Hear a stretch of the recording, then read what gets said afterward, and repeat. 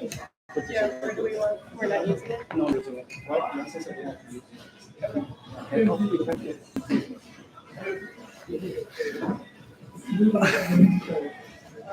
Yoし、できました。Nice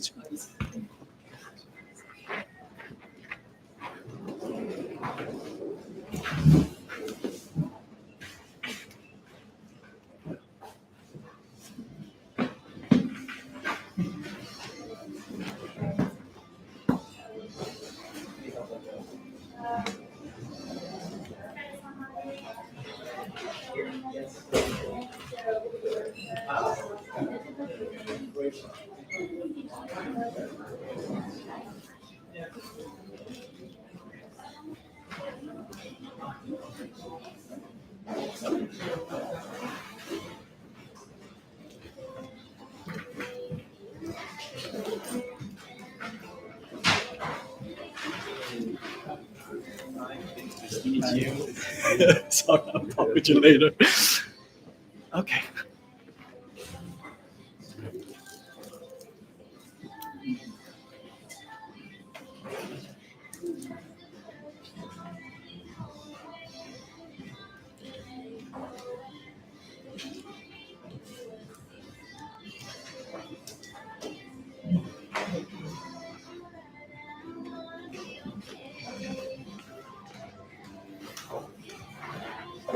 All right, everyone. I think we're going to get started. It looks like most people are here. My name is Summer Marsden. I've been an intern for Makana Partners for the last few months, and I'll be kind of coordinating the event today.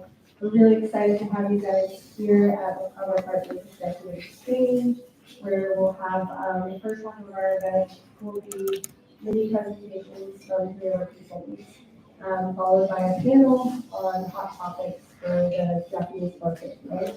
Where you guys will get to learn a little bit about our consultants' opinions based on their language expertise.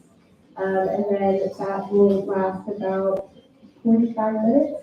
We're going to have time for a Q&A at the end, where we will just invite you guys to ask some questions. So if you have a mobile device on you, we actually kind of have we're trying out a new thing where we'll have an interactive slide in our presentation where you can either visit the website or scan a QR code and enter any questions that way. And if you guys are willing to put your names on there, we'd love to know who's asking the question. But if you want to avoid that, you just raise your hand and ask a question, that's fine too. And we can get the mic to you or make sure that you're heard. But please ask questions. We'd love to, talk more and engage with you guys as much as you can. And then following our panel discussion, we will have food and drinks. There's beer on tap as well as coffee, tea, water, and then we've got food as well. So please eat and drink as much as you can. We don't want to waste, and we'd love to get to know you guys. Feel free to talk to any of our consultants, any of us, talk to each other, build some relationships, and let's make this a fulfilling and engaging event. So without further ado, I'll introduce our panelists.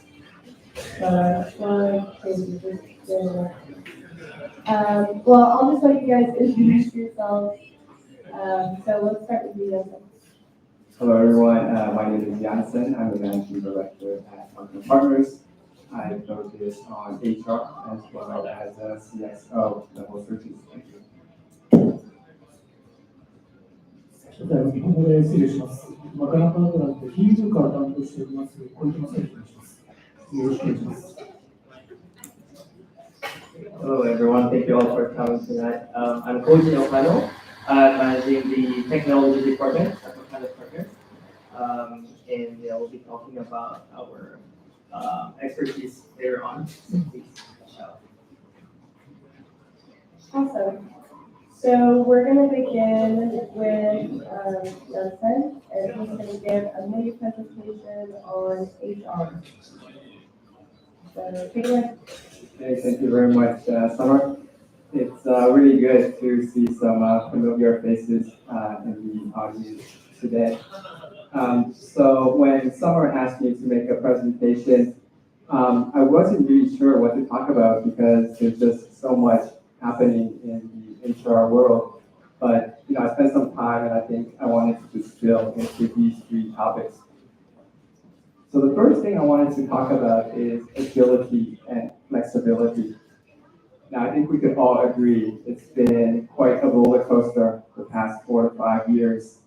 We've had COVID, we've had the Trump presidency, we've had trade wars, global conflicts, and even AI come into the fold. So HR really didn't have a playbook for a lot of these things. So when the pandemic hit, HR had to figure out, okay, when do we work from home and when do we bring employees back into the office? Something that's a little bit more current is the trade war. So with the Trump trade war, we know that he's very sporadic in his decision making. Today it's 10% tariffs, tomorrow it's 100% tariffs. And it really freezes a lot of the corporate decision making. So do we stop hiring? Do we stop capital expenditure? Do we move production from one high tariff country to another? And so I think HR needs to be ready to sit at the leadership table and be able to help guide leaders in understanding these decisions and what the people implications are. And in relation to that, not only does HR have to be agile and flexible, HR is tasked to create an agile and flexible organization. And so how does HR do that? It starts with recruiting, right? And so when they're recruiting talent these days, they're looking at versatile talent that's able to cover a wider and wider range of roles and responsibilities. The second part I wanted to talk about is AI-driven workforce strategy. So I think the playbook was quite standard prior to AI. If a company is profitable, you start growing the sales force, you add some marketing, you add some support functions, and naturally the organization is going to grow. But with AI, the calculus is completely different. And so I think organizations, before they even hire, they need to think about, okay, what kind of AI tools are out there? Are there any AI agents that can help automate a lot of the processes? And if AI can automate a lot of the operations, maybe the sales force can kind of go out there, spend more time with customers, and ultimately still be able to hit the corporate objectives without hiring anybody. And then AI also has transformed the HR function as a whole. So as an example, at Makana Partners, we reviewed from A to Z the entire recruitment process and see where we could be implementing HR to make our work more effective. And we're also seeing organizations implement AI agents to deal with employee relation issues. So instead of employees messaging HR all the time, AI is going to be able to answer questions on the work rules, how can I take leave, those types of questions. And the last thing is the transformation of the HR function as a whole. So HR function used to be pretty simple. We had head of HR, we had business partnering, we had shared service, CEOE. But these days, that is just the basics, that's the fundamentals. And now we're adding more and more layers on top of that. So we have DE&I, we've got data analytics, we've got workforce planning, we've got engagement, making HR more and more complex function. So on one hand, it's a very, very challenging time for HR professionals because you're being pulled to focus on all of these different areas. But on the other hand, I think this is a very exciting period because it really gives HR an opportunity to reinvent the function. Awesome. So I've got a quick question for you, Hudson. So as you're hearing, it's been very difficult to hire top HR professionals. So from your perspective, what are HR professionals looking for when seeking out their next job? This is an interesting question because I've been doing HR search and recruitment for more than 15 years. But the past 4 to 5 years, I've also been doing a lot of C-level commercial roles, country manager roles. And one thing I noticed is that whenever I speak to an HR professional, the first question that they ask is, hey, what is the remote work policy? what is the flex time policy? And it really stands out because you don't hear these questions from other functions or commercial leaders. And I thought, wow, HR professionals are really high maintenance in the corporate world. But then I thought a little bit more deeply about that, and they're fair questions. It makes a lot of sense. Not only is it important for them to important for them personally, but if you think about it, if the company has the flexibility, it's going to help them recruit talent. It's going to help them drive engagement. It's going to help them improve the culture. So yes, it's good for them personally, but it's also good, very much good for the organization. And the other, I think, key trend that I see is that HR professionals looking for stability. And this makes sense because if a company has a lot of high turnover and a lot of changes all the time, they're not going to be able to focus on strategic elements of HR, the interesting things of HR. And although it's a very robust market and they're going to be able to find another role, they don't want to join an organization that might file for bankruptcy or get acquired very soon because it's going to be a blemish on their CV. Awesome. Those are interesting insights. So with that being said, we're going to move on to our next presenter. Take it away, Dr. Fun. 私は企業界25年近くカバーしてきてるんですけども、ハイアリング、リテンション、エグゼクティブコンペンセーションのフレームですね。企業界に僕たちでちょっとお話しできればと思いますので、まず、ハイアリング、採用についてですね。企業界においては、専門性と柔軟性が非常に両立が重視されることになってきているんですけども、従来の即戦材料っていうのも実況が上げている中で、変化に強い、あと、変化に強いっていうのは、企業の領域でも、持続して学べる姿勢です。学んでいく姿勢を持っている人材。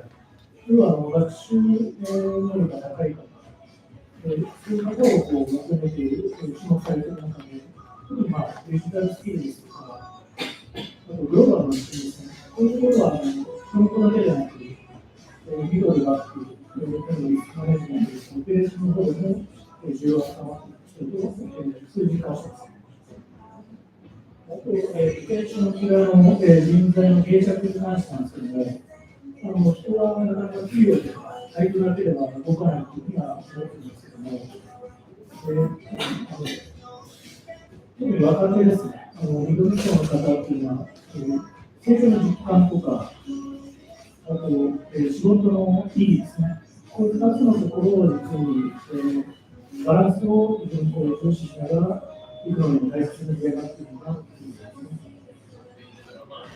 すね。パフォーマンスが高いハイパフォーマーの方ほど、今、自分が仕事の職場で成長できているのかとか、前に進めているのかっていうのを冷静に見極めていることがあると思って、組織の方としては、そういうフィードバックを質ですとか、あと、キャリアの先をですね、見えるような形で設計する。これもリテンションというですね、離職率を最小にすることになります。あと、さっきの私に関しては、企業界というのは、成果連動型というのがスタンダードなんですけども、今どちらかというと、長期視点、長期的な視点も問われていると思ってます。だから、短期の利益を選定するだけではなくてですね、持続的に、企業価値向上ですとか、は、その中でストックインセンティブ、あと、特に ESG ですとか、D&I ですね、この辺も連動するような報酬体系が増えていると思います。報酬っていうのは評価とメッセージもあるので、何を評価して、何を期待しているのか、その辺をどう報酬に落としていくのかっていうのを経営そのものの課題になっているのかなというふうに思います。Awesome. I also have a question for you. So thank you. So based on what you were talking about, going forward, what can financial institutions do to improve their ability to not only identify but also develop talent with strong learning ability?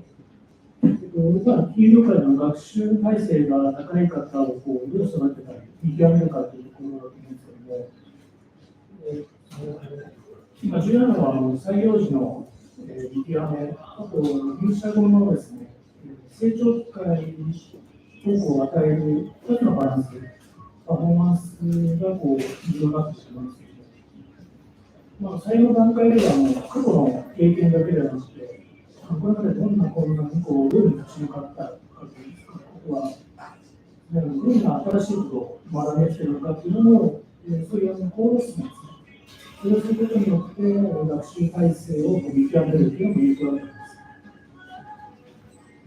す。入社後は安定性を求めるような環境づくりですとか、失敗、新しいことに挑戦する機会も出るので、失敗を許容して、挑戦することを促すような、そういう環境づくり、組織づくりも大切です。こうしたポイントが転職にもつながるのかなと思います。Thank you. All right. So that's that for finance insights. And now we're going to move on to the third section on IT. Take it away. All right. Thank you all for coming again. So for the technology area, I chose these 3 points based on my experience working in the tech industry. So I've been a technology consultant in Japan for 10 years, working with companies ranging from Fortune 500 to Fortune 100 companies. And I also work with startup companies who became big now in the Japanese market. And at the same time, I've worked with startups who unfortunately couldn't survive the highly competitive Japanese market. So with those experiences, I've learned lessons and insights on how to cope up with the rapid changing world in IT. So for tonight, I would like to talk about upskilling and reskilling teams. So in the age of AI, leaders, our biggest opportunities as leaders is to isn't just adopting new tools, but actually working closely with our teams and helping them work together with the technology. We do this by building AI purely, which means providing information to people to see AI as an ally and not a threat. It's not about turning everyone into engineers, but actually encouraging them to ask better questions, spot opportunities, and be open to adopt quickly. If we invest on these things, we are not just helping our teams to prepare what's ahead. We are also helping them to inspire in creating the future itself. For the second point, AI's impact on organizational culture. So as AI continues to reshape our working place, it's not just our tools that needs to evolve, but also our culture needs to evolve. Leaders nowadays are responsible in creating an environment where everyone can learn and be open to change. And it's also their responsibility to address and recognize the anxieties that comes from automation and job transformation. And for people need clarity, support, and reassurance that they can grow together with AI and not be replaced by it. So I know that culture cannot be built overnight, but what I've noticed is with the right message and with the right intention, we can create organizations where AI can strengthen and not weaken human potential. So for the third point, how leadership styles evolve in AI accelerated agile environments. So this is applicable for everyone, but mostly for technical people like engineers, project managers. So AI is changing the way how we work by supporting us get faster feedback and make smarter decisions using real-time feedback. So because of this, leaders focus less on giving commands and jobs to teams, but as well as they focus more on supporting them and encouraging them to cope up with AI and learn technology. And yeah, the most effective leaders in this space are not just fully tech savvy leaders. Leaders that are adaptable, curious, and empathetic are the most successful leaders in this space. Of course, they love using data, hitting KPIs and using other key metrics to assess success. But in this time, successful leaders needs to be empathetic and has vision in order to successfully lead a team. Thank you. Yeah, those are really cool insights, Koji. So you're talking a lot about how, the culture's not going to change overnight, but that there are steps that companies can take to adapt to this. So in light of that, what do tech companies need to consider to ensure a smooth and effective internal transition from these traditional operations we're talking about to a modern AI integrated environment? Yeah, I think I've mentioned a lot about fostering a working culture where everyone can be open to change and embrace AI adaptability. Because a lot of tech companies think that people don't want change, which is not true. The real problem is how change is being introduced to these people. Many older employees or senior employees in particular, they're afraid to learn technology because they're scared that they might get left behind or they might not be able to keep up. So it is very important to provide, many information that these tools are here to help them and not replace them. And they need reassurance that the company will be supporting them all throughout the transition. And I think that's one of the important factors to consider. Important, huge. Okay, so that's it for our mini presentation. So now we're going to transition into our panel where I'll be asking each of these lovely consultants to answer the same questions. And hopefully we'll get some interesting insights, seeing as each of them clearly have different experience and backgrounds. So we're going to start with the first question. So let's start with Jansen, move down, and then we'll switch it up, but we'll see how it goes. So first question is, what skills do you believe Japanese executives must develop to lead effectively in an AI-powered environment? I think as Koji mentioned, I don't think executives should try to become software engineers because their career is not really based on their technical expertise. But my advice to executives would be for them to try to learn as much about AI as possible, what it can do, what it can't do, and be able to identify areas in their organization where AI can make a very big impact.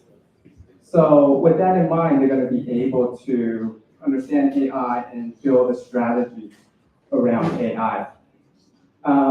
But equally important, they need to have change agents. They need to be change agents. They need to have the ability to drive change within the organization. And so the reason why for that is, yes, we could have all of these tools, But if the executive is not able to sell AI to the organization, nothing is going to happen. So executives need to be able to speak to the individual level. Hey, AI is going to help you with X, Y, Z. And they also have to communicate to the organization as a whole. Okay, AI is going to help the organization because of ABC. And only when the executive is able to effectively communicate this message to the organization is when we're going to be able to see real change. Great. 特に金融の世界でそのデータリテラシーですとか、倫理的な判断力、決断力とかが重視されるかなというところですね。あとAI を活用しつつ、人として、判断力、決断力が持てるリーダーシップが金融界で必要なのかなと。For the tech industry, I would support Jansen's answer. I think executives needs to be familiar with the system that they implement, because most of the time I saw that executives usually just approve the system that they will incorporate to their business, their company, but they usually don't know what's going to be the impact and how the functions are, the system. So they need to be familiar with the system, and at the same time, they need to have that skill of persuasion. They need to persuade these people to learn the technology. And in that, I think there's going to be a smooth transition from traditional to AI-powered environment. Great. Let's start with Koji. Just keep the mic for the second one. We'll go back the other way. So our second question is, what advice would you give to Japanese executives looking to remain relevant and competitive over the next 5 to 10 years? I think because currently everything's digital. So my advice is to be innovative and stay digital, invest in digital skills, and pass them over not just to the top layer of the company, but also to the people below the company. It's very important to also, as I mentioned in my presentation, lead with vision and empathy.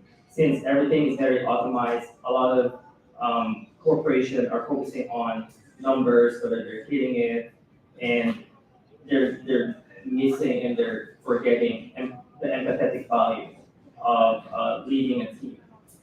So that's going to be my advice for the technology companies. Great. Masa-san, do you have anything to add? いろいろ変化が激しい時代なので、金融ですとAI やデジタルを駆使して理解を深めるということがまず第一で、無能横断的な人材ですとか情報を活用しながら、一級型のリーダーシップですか、そういう人材が求められて、また並びにグローバルの視点ですとか、グローバル感覚、多様性ですね、いろいろ働き方が出ている中で、そういう柔軟な対応力の金融強化、特に硬いイメージもあるので、そういうリーダーシップが取得されるというふうに思います。Yeah, I think, in the past, hiring companies were only looking at a handful of things. When they're hiring executives, are they able to drive revenue? Are they able to drive profitability? Do they have people management? Do they have some sort of leadership skills? Are they able to communicate effectively in English and in Japanese? Do they have industry expertise? But now that's really become the baseline. And so a lot of companies are now expecting business acumen. So what does business acumen mean? They're expecting executives to be able to read financial statements, be able to make astute investment decisions. Do they understand the talent strategy? Do they understand the compensation policy, succession planning? We talked about IT, AI, but also what about legal, contract law, privacy law, et cetera, et cetera. So executives will now need to be able to connect all of these thoughts, and not just to understand from a local Japanese perspective, but to have an understanding of what the global implications are of these decisions. And the other thing that I'll mention is, I would say, agile leadership. So I think it's safe to say that everyone here is working for an organization that has a multi-generational workforce. You know, we have Gen Zers, millennials, baby boomers. And so, yes, it's very important for executives to have this consistent overarching message, but are they able to create nuanced message targeting each and every one of these groups? And it's not only generational either. The workforce is really changing, right? We're having a larger and larger portion on non-Japanese employees. We're having a larger and larger portion of the employees being non-regular employees. And so this is on top of all of the changes that we've been talking about today in this VUCA world. So I think the executives of the future will really need to be able to build a plane and fly it at the same time, as corny as it sounds. You know, they call them corny things for a reason. All right, so our third question, let's start with Masa-san. Switch back. So, I'll still say the question. Just keep hired, keep with the job. So with Japan's aging population and labor shortages, how can companies attract and retain top talent, especially in competitive urban markets? 都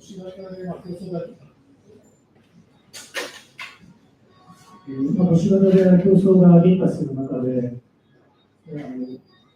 企業としては、魅力的な報酬体系ですとか、働き方ですね、それを提供することで、離職率とか、リテンションに関しても維持できるというところもあって、そういう成長機会ですとか、キャリアパスが明確化することによって、やっぱり定着率が高まるというので、金融業界の今、ここは課題になっているんですけども、時代とともにいろいろ変えていかなきゃというところを実感しているところです。Great, Coach Yoda. So for the tech industry, I think it's very obvious what we see in the trend. Like, for example, after COVID happened, many companies did remote work or hybrid type.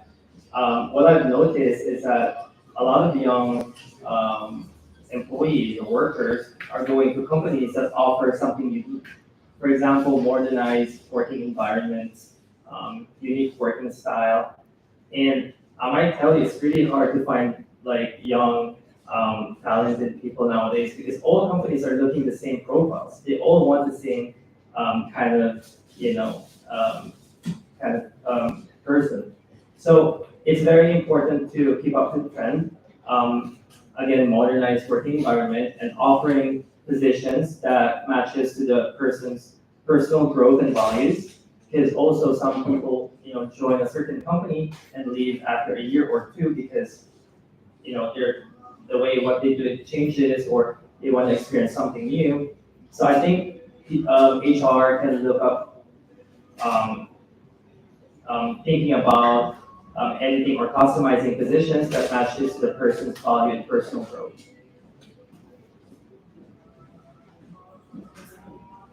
So at Makana Partners, we've been thinking about this question a lot. And, as an agency, a lot of people think, hey, we just send CVs, arrange interviews, and that's it. But what we're trying to do as an organization is really trying to add more value. And what we've been doing with our recruiting clients is creating a report to, give a snapshot of what the current market looks like, what the compensation ranges are for the positions that they're hiring for, and what is the actual situation, why is it difficult to hire here in Japan. And with this reporting and with this information, the clients are able to kind of share within the entire organization, the entire interview panel, and that helps them align on the expectations. And that's going to help them align on maybe making their expectations a little bit more manageable. For example, I'm doing a lot of senior HR work. Did you know that there are 400 senior HR positions on just LinkedIn alone? Maybe you only have a dozen or two suitable candidates for these positions. So, it's very competitive, and only once the hiring manager realizes how difficult it is, are they going to get serious with their hiring. Another example, Google's had their, I don't know if anybody's here from Google, but they've had a head of HR position open for more than a year. If Google can hire HR, what do you think makes your organization different and competitive and being able to hire talent? So this is when the position is open, what we can do. But there's actually a secret that I'm going to share, where if a company can do very well, they don't need to work too hard on recruitment, and they might not even need to use recruitment agencies, dare I say. And that is really looking at improving the corporate culture, the work environment, the employer branding. Because when I'm speaking to candidates and I pitch a position, I could just mention the company name and they're like, no, thank you. Or I could pitch another company name and they're like, yes, please apply. I don't need to know the salary. I don't even need to know the position. Okay, I'm in finance. Okay, let me just apply. And so it's super powerful because candidates are getting really smart about this, right? They are doing reference checks. They're asking their ex-colleagues. They're looking at the review sites. And so I think a lot of companies can do a lot of work in terms of building their culture and work environment, and they don't need to struggle as much with their talent acquisition. Awesome.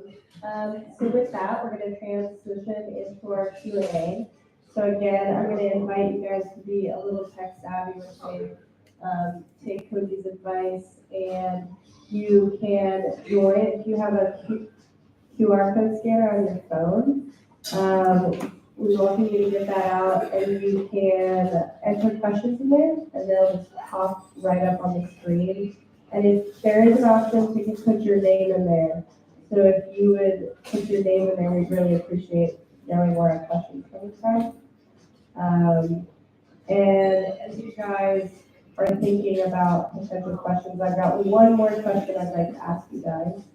And that is, what roles do flexibility and remote work play in retention, especially in Japan where traditional working norms are so strong? Let's start with Koji on that.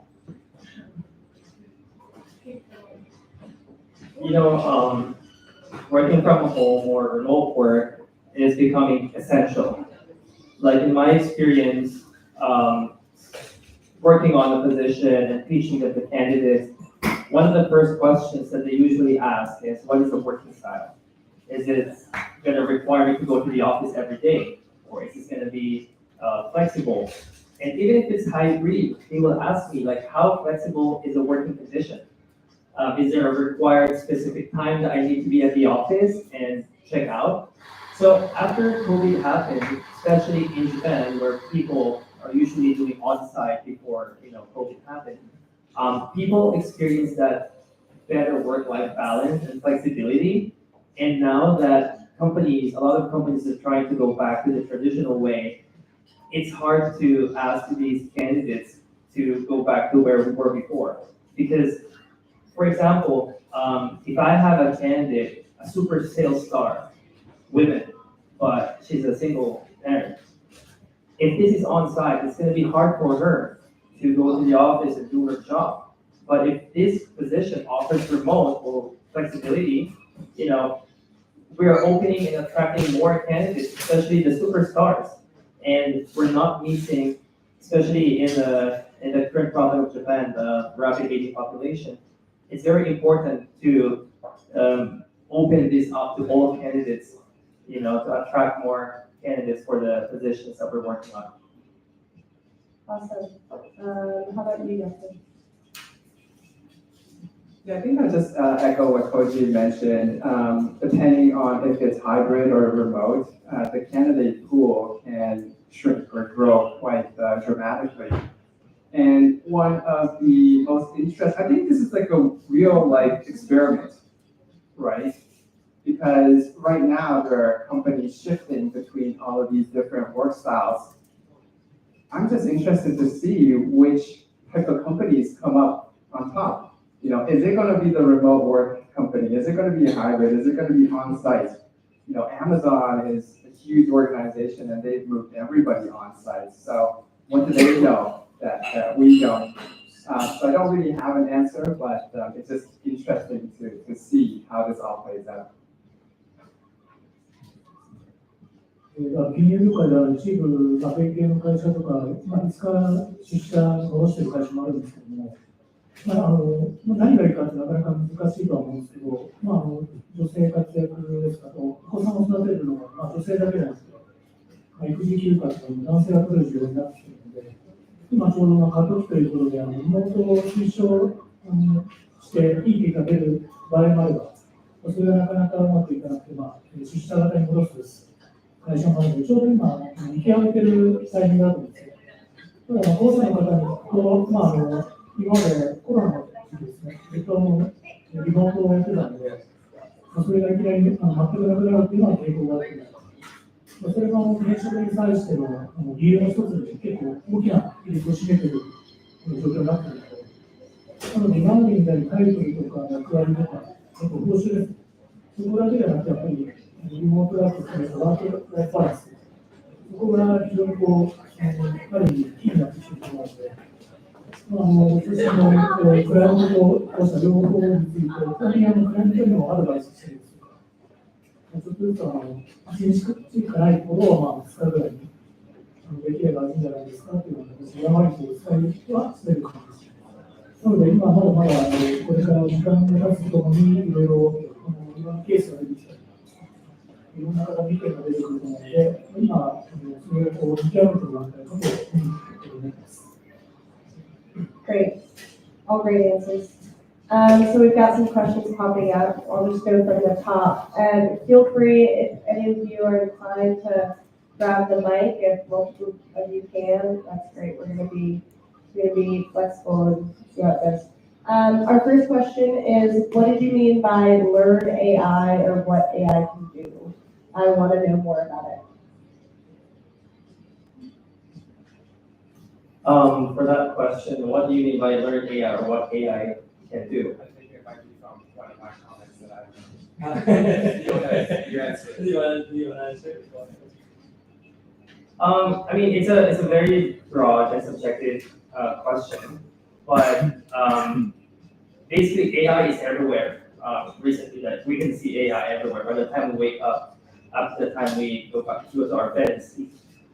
So learning AI, it depends on the kind of technology that you're talking about. But if we're talking about in a corporate perspective, then learning AI is something to learn a new technology that a company is trying to implement in the organization. And to answer that, what AI can do is basically these companies get these technologies to solve a specific problem or to improve a certain function in a company. So they implemented that, and they're trying to ask their employees to learn the technology for the sake of the whole organization itself. Yeah, you have it. So I think most of us are familiar with ChatGPT and Gemini and LLMs, but what I meant in my presentation, Learn AI, is kind of learn the AI tools that are available out there. One of the things that we implemented as an organization is AI transcription. So for our business, before AI, we're interviewing the candidate, we're typing notes. It's very difficult to have a conversation, type notes at the same time. But with this AI transcription, it's able to kind of summarize the notes. We're going to be able to synthesize the candidate's experience and use that information when we're presenting the candidate to our client. So that's one example. Another example is a tool called Gamma. Before, it took many hours for us to make a presentation.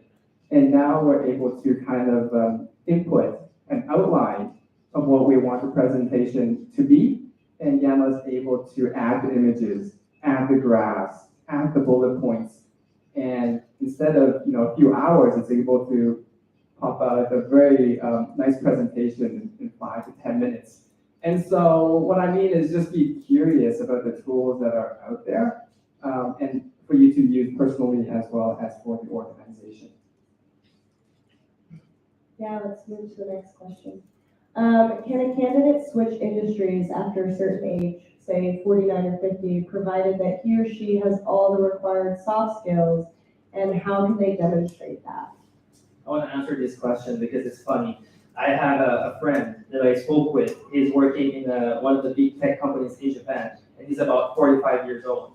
And he's currently a program manager, but he's trying to shift into a more technical position, like a software engineer.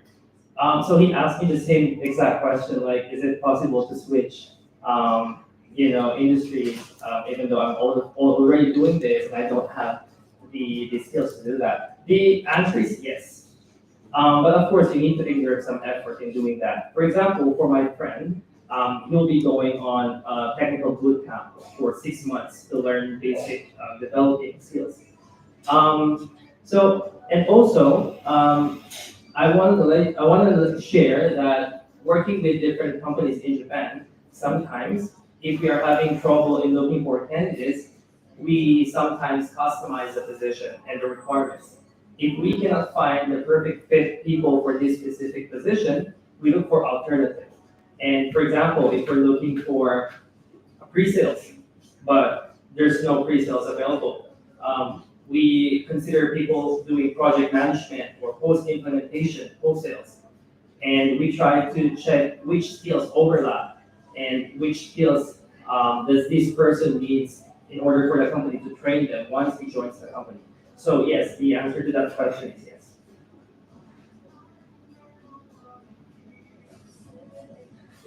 2番目の、これは金融でも、50前後の方、結構メガバンクの方とか来られるんですけども、全く例えば需要がないかというと、例えばコンサルティング会社が採用したりですとか、あと最近若い方でも社外取りになっている方もいるので、そういうのもお手伝いをしています。あと、何が求められるかっていうのは、今、多様性にもなってきているので、例えばマーケティングでしたら、業界変わっても対応ができたりですとか、あとグローバル化をしている会社があるので、その前の業界でグローバルに戦略的にですね、携わった方を業界関係なく採用したりとか、あとは外国の方もどんどん増えているので、そういった意味であえて外国籍の方をチームに入れて、カルチャー的なところをチームに浸透させるということもやっている会社もあります。I think for HR professionals as well as back office professionals, it's relatively easy to switch industries, especially if it's within B2B, finance being kind of the exception, its own niche. But I want to focus on the second part, how can you demonstrate that you have the ability to switch industries? And I think you need to highlight your past career. So have you lived and worked overseas? That's one. Have you actually worked in different industries in the past? Have you worked in different functions in the past? So if you're able to show that you've been adaptive to the different environments, then I think a lot of hiring managers would be open to having a conversation with you to discuss opportunities further. Awesome. Moving on. What does the market look like for Asia CFOs in Japanese global companies in Japan? This is a super niche question, but actually we're working on an Asia CFO search right now, not at a Japanese company, but at a Gaishke company. And so just past few weeks, mind you, this information, I think it's actually not that active, to be very honest with you, because the APAC headquarters are typically in Singapore, Hong Kong, Shanghai, right? And so there are not many APAC headquarters here in Japan, so it's actually quite niche. Um, if you are looking for such an opportunity, you need to be networking with the top retained search firms. And you just need to be able to kind of keep your eyes open and be patient because not many of these positions are open. But if you are interested in this role, contact me. I have a role. All right, next question. How do you deal with client crypto assets and difficulty to find the right candidates? Always from Lassa. そうですね。仮想通貨とか暗号資産とかブロックチェーン、今、非常に使われて、正直、4、5年前ですかね、特に仮想通貨でコンプライアンスとか、日本大学ポジション出てきたんですけど、結構会社がなくなってしまった会社が結構あったんですね。なので、非常に当時は不安定な業界というイメージがついてしまって、ただ、だんだんそれが淘汰されて、今残っている会社もあるので、そこでその流れの中で、仮想通貨のブロックチェーンを学んだ人方、大学でそういう勉強した方も社会に出てきているので、そういう方に声をかけたりして見つけるっていうのは、そんなに難しくはないと思います。あと、当然、一つの会社に5年、10年いるっていう業界というか、業界がないと思うので、ある程度2、3年そういう講座の方が活躍されると、他の業界なり会社に練習だけでなく、より幅広に活躍できる場を求めるっていうところもあるので、そういった人の声をかけてはします。Great. Another question. How can you distinguish yourself as an expert consultant in the market to both clients and candidates, given the competition from other recruiters?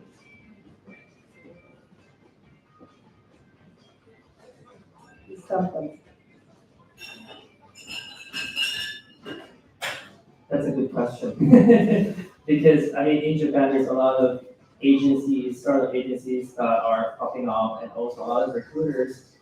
I think at the end of the day, we're all going to look at the experience of the agent, the recruiter. Again, for example, for someone who worked, for example, 10 years in the market, we've seen both the positive impacts and negative impacts that happened in the Japanese market before COVID and after COVID. For someone who has that experience, I think it's pretty unique. Because again, with the new agencies that are popping up currently, they just saw what happened after COVID, but not really the market before that. So it's an advantage to have that comparison of different, upfall and downfall of the trends in the specific industry. And that's one of the things that I mentioned to my candidates. If they're seeking for advice for consulting, I always tell them that, if you come to me, 5 years ago, I will say a different thing. But right now, this is our situation. So this is what I can offer, and this is, those kind of stuff. So yeah, I think it all goes down to the experience of the agent, how long you've been doing the job. And yeah.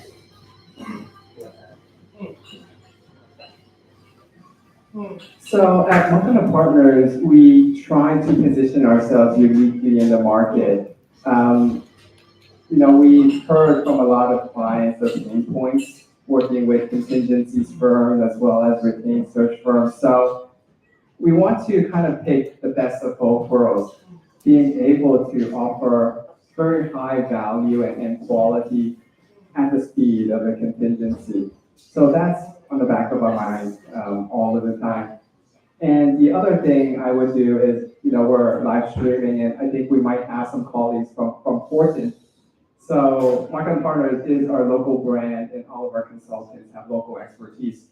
But we could also piggyback off of the global brand, which is Fortune International, a top 40 retained search firm. And just to be able to kind of understand their know-how And another way that we personally try to differentiate ourselves from the competition is all of our consultants are very experienced, right? So for me, when I'm doing HR search for more than 15 years, I know people for many, many years. Not only on a one-on-one setting, but at a nomigai, at a networking event, I know how they interact in different environments, and I've been following the careers across all of these years. So when I'm able to introduce these candidates to my clients, I'm going to be able to add more context and more color. And vice versa. If I've been working with a client for many years, I could explain a little bit better in terms of the makeup of their leadership team, the personalities in the organization, and the history of the changes. So these are some of the ways that we add extra value when we're speaking to clients and candidates. 私の場合は、クライアントとキャンディデートは常にですね、新卒の方ですとか、転職考えてない人も結構喋れるようにしてるんですね。これは日本だけでなくて、海外の方、日本人が多いんですけども、そういう方とすぐに転職考えてない方でも、将来的に、早さですと半年、1年後に連絡くれるので、常に人と話して、そういう方からもいろんな情報を聞けるので、誰か細かいちょっと具体的な人は誰がこの会社に行きましたとか、そういうのも教えてくれるんですけども、そういうのから私もクライアントと当社、話す上でも案件の情報だけを吸い取って伝えるだけじゃなくて、若い方は何を考えているのかとか、あと、業界でどういった動きがあるのかとか、常に直接話をして、私にも勉強になりますし、そういう情報を、状況によって伝えていくということを常に繰り返している感じです。Awesome. So that brings us to the end of our panel session. Thank you guys so much for joining us, as well as our online viewers. Now let's let the fun begin. We've got food lined up here. There's a lot of different options, so feel free to take what you want, even if you don't. We have beer on tap. There's also cold water, hot water, tea, coffee. Help yourselves. As for the bathroom, women's bathroom is straight through here, come through, then to the right, and then men's bathroom is that door closest to us, again on the right. And yeah, mingle, feel free to talk to any of our team members, ask more questions, tell stories, make relationships, and fill your stomachs. But again, thank you guys for joining us. It's been a pleasure to have you, and you had some great questions, so that made things a little bit more interesting. All right.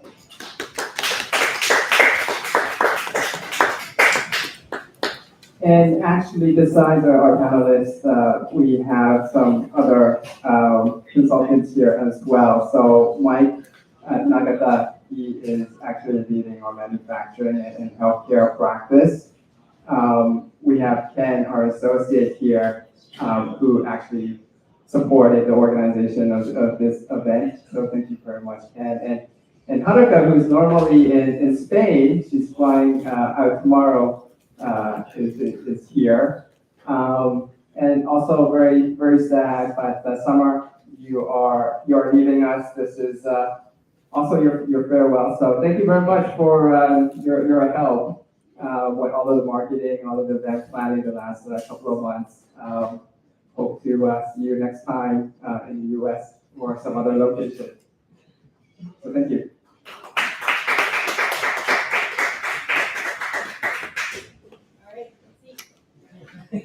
We ordered a t-shirt for you, but it didn't arrive. So next time. I'll send you guys my cool FedEx